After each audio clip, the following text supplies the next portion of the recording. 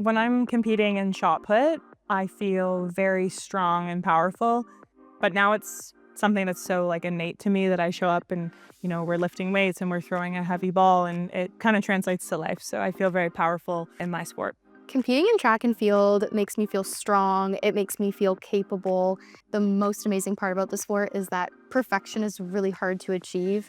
And so I love to be able to strive to try to achieve even just 1% of that every single day. I believe the best part of what I do is impact lives.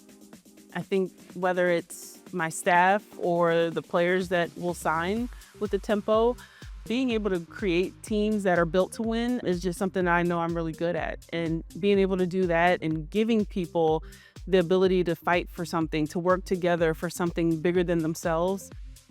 The best part about what I do is the amazing community that is involved, not just in track and field, but in parasport and in the Paralympic movement in general. I've been so fortunate to be surrounded by such incredible women, such incredible athletes my entire life that have truly helped shape me into the athlete and person that I am today.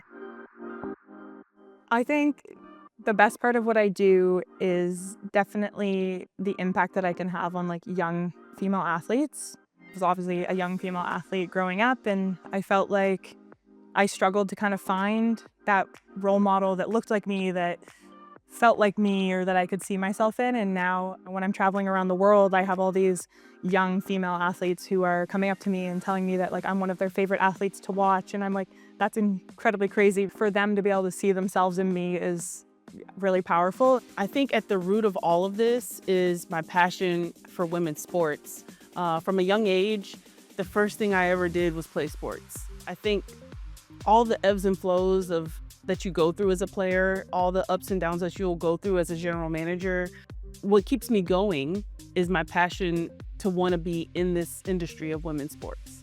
What I think people get wrong about women's sport specifically is the body type necessary to be a female athlete. I think there's this stereotype where you have to look a certain way.